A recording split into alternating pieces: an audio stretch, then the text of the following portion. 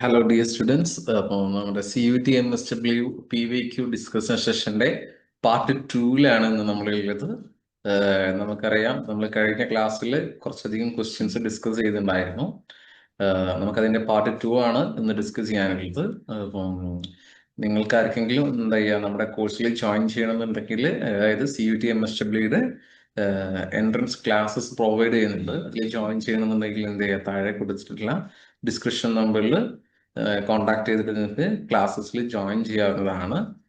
Okay, അപ്പം നമുക്ക് എന്ത് ചെയ്യാം, പാർട്ട് 2യുടെ കണ്ടിന്യൂഷനിലോട്ട് പോകാം അല്ലേ? ഓക്കെ, നമുക്കറിയാം ഇത് അസേർഷൻ ആൻഡ് റീസണിങ് ക്വസ്റ്റ്യൻ ആണ് വന്നിട്ടുള്ളത്. 5ാമത്തെ ക്വസ്റ്റ്യന് ഇവിടെ നോക്കിയാൽ നിങ്ങൾ ദി അസേർഷൻ നോക്കുക. The availability of the resource is necessary condition for the development of any region അല്ലേ? ജസ്റ്റ് ഒന്ന് പോസ് ചെയ്യാം. പോസ് ചെയ്തിട്ട് നിങ്ങൾക്ക് ആൻസർ അറ്റൻഡ് ചെയ്യാൻ പറ്റുന്നുണ്ടോ എന്ന് നോക്കാം. ഓക്കെ, ജസ്റ്റ് ഞാൻ ഇത് എക്സ്പ്ലെയിൻ ചെയ്യാം.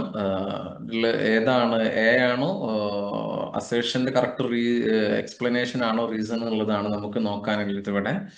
അപ്പം അസേർഷൻ എന്താണെന്ന് ആദ്യം മനസ്സിലാക്കണം അല്ലേ? ഇത് നമ്മളെ കുറച്ചധികം കൺഫ്യൂസിങ് ചെയ്യിക്കുന്ന പുറത്തിലാണ് ഒരു അസേർഷൻ എഴുതി വെച്ചിട്ടുള്ളത്. വേറൊന്നുമല്ല, ഒരു നാട്ടില് എന്താണ് ഒരുപാട് റിച്ച് റിസോഴ്സുകൾ ഉണ്ടെന്നുണ്ടെങ്കിൽ അവിടെ ഡെവലപ്മെന്റ്സ് ഉണ്ടാവും അല്ലേ? അസേഷൻ പറയുന്നത് റിച്ച് റിസോഴ്സുകൾ ഉണ്ടെങ്കിൽ ആ നാട്ടിൽ ഡെവലപ്മെന്റ്സ് ഉണ്ടാകും. പക്ഷെ അത് മാത്രം പോരാ, അതിന്റെ കൂടെ ആ നാട് എന്ത് ചെയ്യണം, ടെക്നോളജിക്കലി വളരും കൂടി വേണം. എന്നാലും നമുക്ക് എന്തുണ്ടാവുള്ളൂ, ആ നാട് നല്ല രീതിയിലുള്ള ഡെവലപ്മെന്റ്സ് ഉണ്ടാവുള്ളൂ. ഒരുപാട് എന്താണ് നല്ല ഫലഭൂഷ്ടിയായിട്ടുള്ള മണ്ണ്, വെള്ളം, ഇലക്ട്രിസിറ്റി, പറയുന്ന എല്ലാ റിച്ച് റിസോഴ്സുകളും നാട്ടിലുണ്ടായിട്ട് കാര്യമില്ല. അവിടെ എന്ത് ചെയ്യണം, അവിടെയുള്ള ആളുകൾ ടെക്നോളജിക്കലി കൂടി ഡെവലപ്ഡ് ആവണമെന്നാണ് അസേഷനിൽ പറയുന്നത്. അത് കറക്റ്റ് ആണ് അല്ലേ? അപ്പം ഇൻ ദി ആബ്സെൻസ് ഓഫ് എന്താണ്, ഈ ടെക്നോളജിയുടെ ആബ്സെൻസിൽ സ്വാഭാവികമായിട്ട് എന്ത് ചെയ്യും, എത്ര റിച്ച് റിസോഴ്സുകൾ ഉണ്ടെങ്കിലും ആ നാട്ടിൽ ഡെവലപ്മെന്റ്സ് ഉണ്ടാവില്ല. കറക്റ്റ് അല്ലേ അസേഷൻ പറഞ്ഞിട്ടുള്ളത്?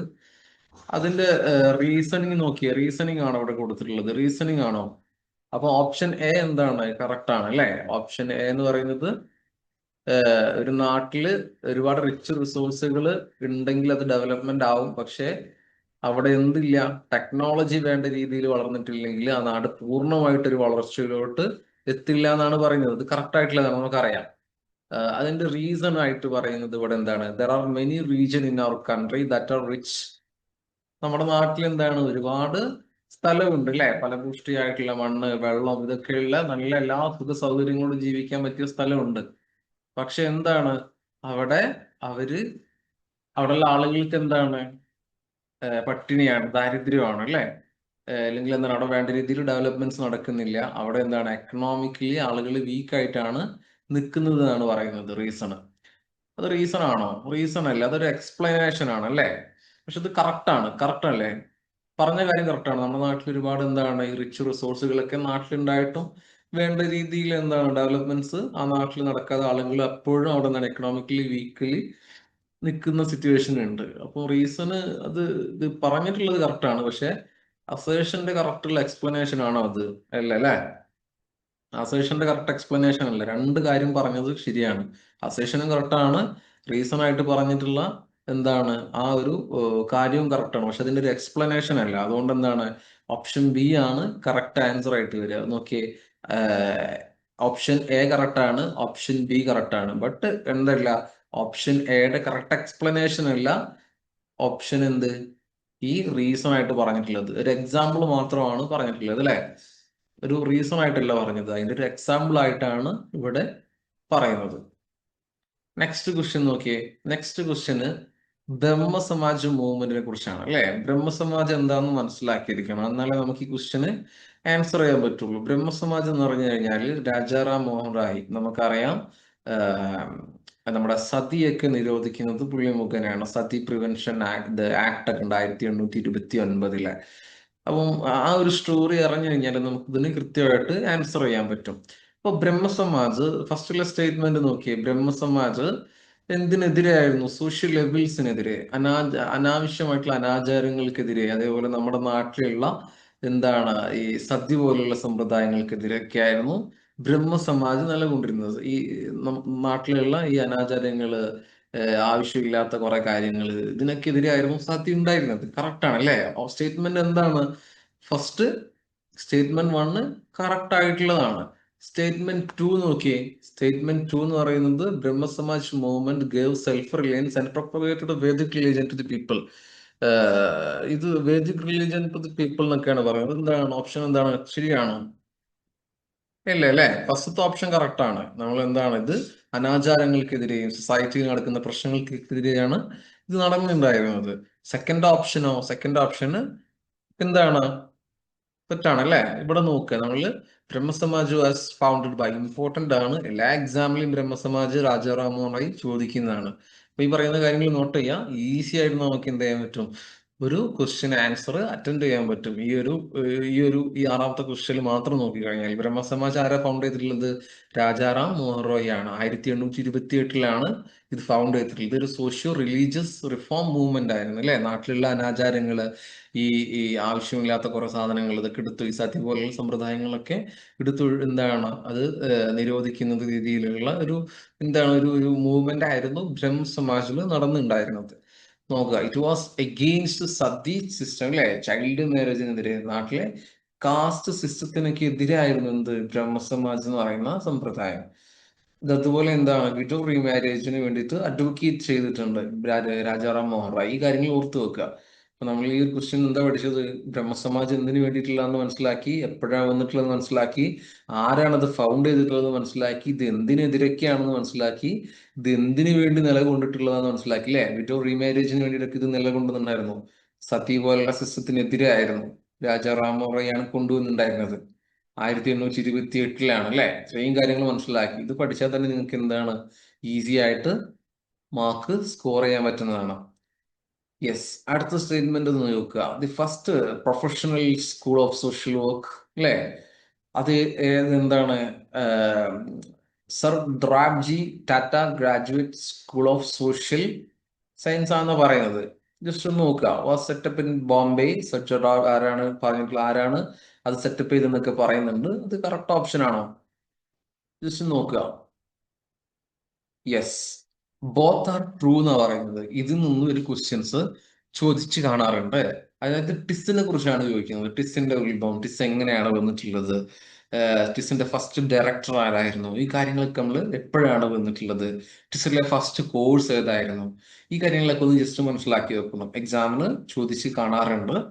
അപ്പൊ നമുക്കറിയാം ടിസ് എന്താണ്, first professional school of social work in India എന്ന് പറയുന്നത് എന്താണ്? ടിസ് ആണ്. ഫസ്റ്റത്തെ സ്റ്റേറ്റ്മെന്റ് നോക്കുക. ഇത് sir Dorabji Tata school of social science എന്നായിരുന്നു ഇത് ആദ്യം അറിയപ്പെട്ടിട്ടുണ്ടായിരുന്നു. ഇപ്പോഴാണ് ടിസ് എന്നുള്ള രീതിയിൽ, Tata institute of social science എന്നുള്ള രീതിയിൽ അത് മാറിയത്. 1936 വന്നിട്ടുള്ളത്. പിന്നെ ഇതിന്റെ ഫൗണ്ടർ എന്ന് പറയുന്നത് എന്താണ്? ഒരു അമേരിക്കൻ മിഷനറി ആയിട്ടുള്ള ഒരാളായിരുന്നു. ഇതിന്റെ ഫസ്റ്റത്തെ എന്താണ് ഒരു ഡയറക്ടർ എന്നുള്ള രീതിയിൽ ഉണ്ടായിരുന്നത് സർ ക്ലിഫോർഡ് മാൻഷാർട്ട് ആയിരുന്നു ഇതിന്റെ ഒരു ഡയറക്ടർ ആയിട്ടുണ്ടായിരുന്നത്. ഈ കാര്യങ്ങളൊക്കെ ഓർത്ത് വെക്കുക. യെസ്, ഇവിടെ കൊടുത്തിട്ടുണ്ട്. Year of establishment 1936. Original name ഇത് തുടങ്ങിയ സമയത്തുള്ള നെയിം കൊടുത്തു അല്ലേ? Sir Dorabji Tata school of social work എന്നുള്ള രീതിയിലാണ് വരുന്നത്. മുംബൈയിലാണ്, അത് പഴയ ബോംബെയിലാണ് ഇത് നിലകൊള്ളുന്നത്. ഇതിന്റെ എന്താണ് ഫൗണ്ടർ കൊടുത്തിട്ടുണ്ട് അല്ലെ? ഇമ്പോർട്ടന്റ് ആണ്. ഇതിന്റെ ഡയറക്ടർ എന്ന് പറയുന്നത് സർ ക്ലിഫോർഡ് മാൻഷാർട്ട് ആണ്. നിലവിൽ ടിസ് എന്നുള്ള രീതിയിലാണ് അറിയപ്പെടുന്നത് അല്ലെ? അപ്പം ഇത്രയും കാര്യങ്ങൾ ഈ ടിസിനെ കുറിച്ച് നിങ്ങൾ മനസ്സിലാക്കി വെക്കുക. എക്സാമിൽ ഇമ്പോർട്ടന്റ് ആയിട്ടുള്ള കാര്യമാണ് ഇത്. അടുത്ത ക്വസ്റ്റ്യൻ നോക്കുക അല്ലെ? ഇത് ഏതിനെ കുറിച്ചാണ്? ഈ മോട്ടോ ലിബർട്ടി ഇക്വാലിറ്റി ഫ്രട്ടേണിറ്റി എന്ന് പറയുന്ന ഈ motto originated from which movement അല്ലെ? വിച്ച് റിഫോം മൂവ്മെന്റ് എന്നാണെന്ന് ചോദിക്കുന്നത്. ഏതെന്നാണ്? അമേരിക്കൻ റെവല്യൂഷനാണോ? ഇന്ത്യാസ് ഇൻഡിപെൻഡൻസ് സ്ട്രഗിൾ എന്നാണോ? റഷ്യൻ റെവല്യൂഷൻ ആണോ? നമുക്ക് ഈസി ആയിട്ട് ആൻസർ ചെയ്യാൻ പറ്റും അല്ലെ? നമുക്കറിയാവുന്നതാണ്. ലിബർട്ടി ഇക്വാലിറ്റി ഫ്രട്ടേണിറ്റി എന്ന് പറയുന്ന മോട്ടോ ഡ്രൈവ് ചെയ്തിട്ടുള്ളത് ഫ്രഞ്ച് റെവല്യൂഷൻ എന്നാണ് അല്ലെ? അപ്പൊ ഫ്രഞ്ച് റെവല്യൂഷനെ കുറിച്ച് ഒന്ന് ജസ്റ്റ് ബേസ് മനസ്സിലാക്കി വെക്കുക. ഫ്രാൻസിലാണ് നടന്നിട്ടുണ്ടായിരുന്നത്. 1789 അല്ലെ? Against the absolute monarchy and unequal social and political system of the pre revolutionary ഫ്രാൻസിലെ ഒരു ഫ്രാൻസിൽ നടന്നിട്ടുള്ള എന്താണ് ഈ അബ്സല്യൂട്ട് മൊണാർക്കിക്കെതിരെയും അൺഈക്വൽ സോഷ്യൽ ട്രീറ്റ്മെന്റിനെതിരെയൊക്കെ ആയിരുന്നു ഇത് നടന്നിട്ടുണ്ടായിരുന്നത്. യെസ്, അതിന്റെ കുറച്ച് ഡീറ്റെയിൽസ് ഇവിടെ കൊടുത്തിട്ടുണ്ട്. ജസ്റ്റ് എന്ത് ചെയ്യാം, നോട്ട് ചെയ്ത് വെക്കുക, ഇമ്പോർട്ടന്റ് ആണ്. അടുത്ത ക്വസ്റ്റ്യൻ നോക്കിയേ, പഞ്ചായത്ത് രാജ് വാസ് കോൺസ്റ്റിറ്റ്യൂഷണലൈസ്ഡ് ബൈ, ഏതിലൂടെയാണ് ഏത് ആക്ടിലൂടെയാണ്, ഏത് കോൺസ്റ്റിറ്റ്യൂഷണൽ അമെന്റ്മെന്റിലൂടെയാണ് പഞ്ചായത്ത് രാജ് വന്നിട്ടുള്ളതാണ്. പഞ്ചായത്ത് രാജ് ഇമ്പോർട്ടന്റ് ആണ്, നമുക്ക് എല്ലാ എക്സാമിനും ചോദിക്കലുണ്ട് പഞ്ചായത്ത് രാജിനെ കുറിച്ച്, ഇമ്പോർട്ടന്റ് ആണ്. ഏത് അമെന്റ്മെന്റിലാണ് വന്നിട്ടുള്ളത്? പോസ് ചെയ്യാം, നോക്കുക. യെസ്, കറക്റ്റ് ആൻസർ എന്താണ്? ഓപ്ഷൻ 3 ആണല്ലേ. 73rd കോൺസ്റ്റിറ്റ്യൂഷണൽ അമെന്റ്മെന്റിലൂടെയാണ് എന്ത്, പഞ്ചായത്ത് രാജ് എന്ന് പറയുന്ന സിസ്റ്റം വരുന്നത്. യെസ്, എന്നാണ് 1992 ഇത് വന്നിട്ടുള്ളത്. യെസ്, പിന്നെ അതിന്റെ 3 ടയർ സിസ്റ്റം ഉണ്ട്. സിസ്റ്റം ഒക്കെ ഒന്ന് മനസ്സിലാക്കി വെക്കുക. വില്ലേജ് ലെവലിൽ ഗ്രാമപഞ്ചായത്ത്, അതുപോലെ എന്താണ് പഞ്ചായത്ത് സമിതി, block panchayat at intermediate level, ജില്ലാ പഞ്ചായത്ത് അറ്റ് ഡിസ്ട്രിക്ട് ലെവലിൽ 3 സാധനമാണ് വരുന്നത്. പിന്നെ yes, national panchayat Raj day എന്ന് പറയുന്നത് April 24th ആണ്. ഈ പറയുന്ന കാര്യങ്ങളൊക്കെ ഒന്ന് ജസ്റ്റ് നോട്ട് ചെയ്ത് വെക്കുക. യെസ്, ഇത്രയും കാര്യങ്ങളാണ് നമ്മൾ ഡിസ്കസ് ചെയ്തിട്ടുള്ളത്. ഫസ്റ്റ് നമുക്കറിയാം, ഫസ്റ്റത്തെ ക്വസ്റ്റ്യൻ എന്ന് പറയുന്നത് എന്താണ്? First question assertion and reasoning ആയിരുന്നു. അപ്പൊ അസേഷൻ ആദ്യം നല്ല രീതിയിൽ മനസ്സിലാക്കുക, എന്നിട്ട് അതിന്റെ എക്സ്പ്ലനേഷൻ ആണോ റീസണിങ് എന്നുള്ളത് നമ്മൾ ചെക്ക് ചെയ്യാം, അല്ലേ? യെസ്, രണ്ടാമത്തത് ബ്രഹ്മസമാജിനെ കുറിച്ച് പറഞ്ഞു, അതിന്റെ കാര്യങ്ങൾ പറഞ്ഞു. മൂന്നാമത്തത് എന്താണ്, അല്ലേ? അപ്പൊ ഈ പറയുന്ന കാര്യങ്ങളൊക്കെ നോട്ട് ചെയ്ത് വെക്കുക. ഓക്കെ.